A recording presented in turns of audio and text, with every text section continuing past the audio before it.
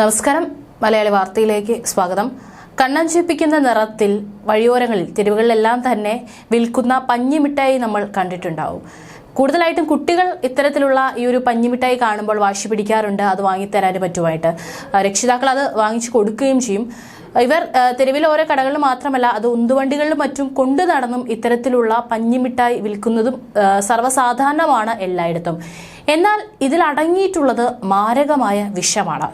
ക്യാൻസറിന് കാരണമായ രാസവസ്തുക്കളാണ് ഇത്തരത്തിൽ വിൽക്കുന്ന പഞ്ഞിമിഠായികളിൽ അടങ്ങിയിട്ടുള്ളത്. അത് വലിയ രീതിയിൽ തന്നെ നമ്മുടെ ശരീരത്തിന് ദോഷം ചെയ്യുമെന്നുള്ള കണ്ടെത്തലുകളാണ് ഇപ്പോൾ വന്നിട്ടുള്ളത്.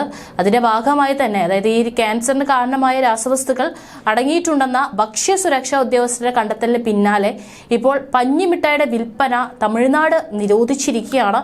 പക്ഷെ നമ്മുടെ കേരളത്തിലൊക്കെ ഇപ്പോഴും ഇത് വിൽപ്പന നടത്തുന്നത് നമുക്ക് കാണാം. ഈ ഒരു ഉത്സവ പറമ്പുകളിലും അതുപോലെ തന്നെ മറ്റ് എക്സിബിഷനും എല്ലാം നടക്കുമ്പോൾ ഈ തെരുവോരങ്ങളിലെല്ലാം തന്നെ ഇത്തരത്തിൽ പഞ്ഞിമിഠായി വിൽപ്പന നമ്മൾ കാണാറുള്ളതാണ്.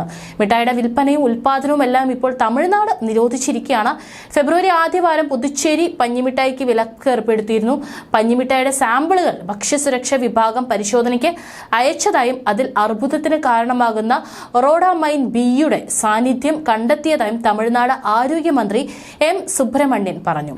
2006 ഫുഡ് സേഫ്റ്റി സ്റ്റാൻഡേർഡ് ആക്ട് അനുസരിച്ച് വിവാഹ ചടങ്ങുകളിലും മറ്റു പൊതുപരിപാടികളിലും റോഡാമൈൻ ബി ഉപയോഗിച്ച് ഭക്ഷ്യവസ്തുക്കൾ തയ്യാറാക്കൽ, പാക്കേജിംഗ്, ഇറക്കുമതി, വിൽപ്പന, വിളമ്പൽ എന്നിവ ശിക്ഷാർഹമായ കുറ്റമാണെന്നും മന്ത്രി പ്രസ്താവനയിൽ പറഞ്ഞു.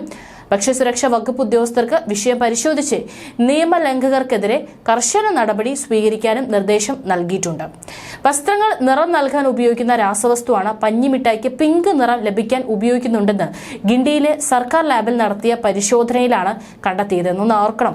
സാധാരണ നമ്മൾ ധരിക്കുന്ന വസ്ത്രത്തിന് കളർ നൽകുന്ന തരത്തിലുള്ള വിഷാംശമാണ് ഇത്തരത്തിൽ നമ്മൾ ഉള്ളിലേക്ക് കഴിക്കുന്ന ഭക്ഷണ പദാർത്ഥത്തിലും ഇവർ കലർത്തിയിരിക്കുന്നത്. റോഡമൈൻ ബി ആണ് ഇതിലുള്ളതെന്നും പരിശോധനയിൽ തെളിഞ്ഞു.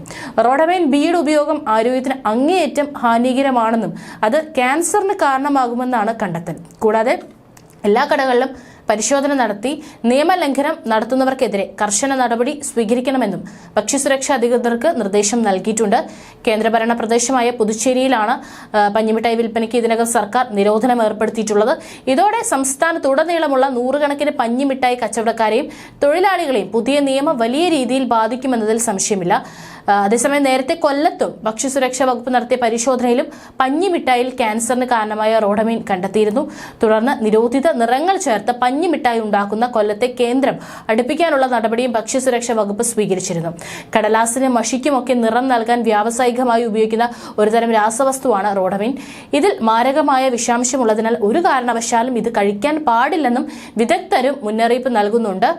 കുറച്ച് ദിവസങ്ങൾക്ക് മുൻപ് പുതുച്ചേരിയിൽ ഇത്തരത്തിൽ കണ്ടെത്തിയിട്ടും മിഠായി നിരോധിച്ചിരുന്നു.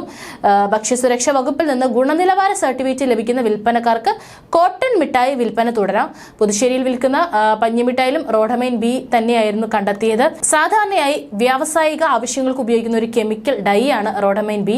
ഈ തീപ്പെട്ടി കമ്പുകളിലും പച്ചക്കറികളിലും മറ്റും നിറം നൽകാനായിട്ടും ഈ ഒരു വിഷാംശം ഉപയോഗിക്കാറുണ്ട്. ഇവ ശരീരത്തിലെത്തിയാൽ അർബുദത്തിന് പോലും കാരണമാകുന്ന രാസപദാർത്ഥമാണ്. അതുകൊണ്ട് തന്നെ ഇനിയെങ്കിലും നമ്മൾ ഇതിനെക്കുറിച്ച് ശ്രദ്ധാലു ആവണം. കുഞ്ഞുങ്ങൾ വാശി പിടിക്കുകയും അപ്പോൾ ഈ സമയത്തൊന്നും ഇത്തരത്തിൽ തെരുവുകളിൽ വിൽക്കുന്ന ഈ ഒരു നിറം ചേർത്തിട്ടുള്ള പഞ്ഞിമിഠായി വാങ്ങിച്ചു നൽകരുത്. കാരണം അവരുടെ ആരോഗ്യത്തിന് അത് വളരെ ഹാനികരമാണ്.